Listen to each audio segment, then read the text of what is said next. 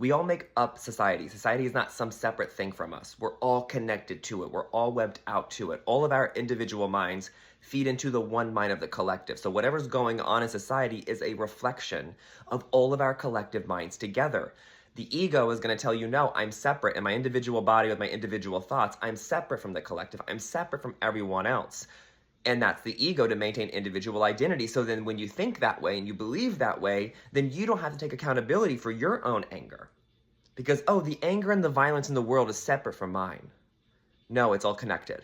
Which means also, too, when you practice forgiveness and you offer grace and you choose peace and love and gratitude, you're also feeding that to the one mind. So every time in your own personal way you choose guilt, anger, and shame and judgment, you're feeding it to the one mind. So that means it's easier for someone else to pull that thought.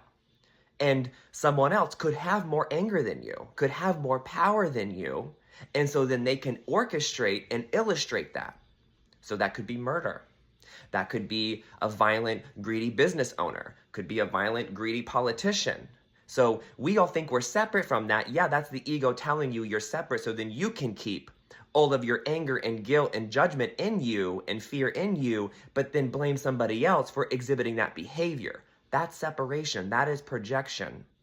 We do not, that's why we look at nuance and like detail so we could separate. We don't see anger as abstract and guilt as abstract and judgment and fear as abstract, meaning it doesn't matter the severity of it. It doesn't matter if it's a little fear, medium fear, big fear, or guilt, little, big, or medium.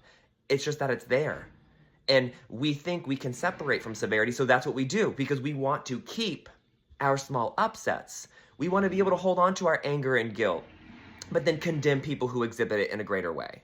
And so then we keep it. The reason why we have such guilty figures in the world is because we all believe in guilt. We all collectively believe in guilt and reinforce it and then therefore create it because we actually want to keep it alive. We want to keep alive that someone else is to blame for all the problems in our lives and society than us. We are the power. And so when you choose to practice forgiveness and gratitude, you will see that power because it will affect your life first.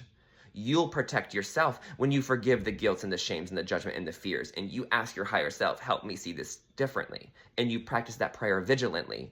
Your life will change. You will have miracles come to you. You want to know flow, ease, state, all of that? You can have that.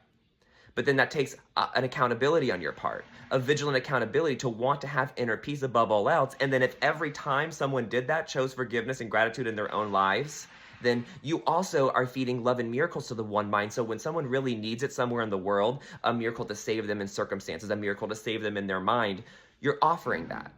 We're all connected and we're all responsible and accountable for the world that we are living in.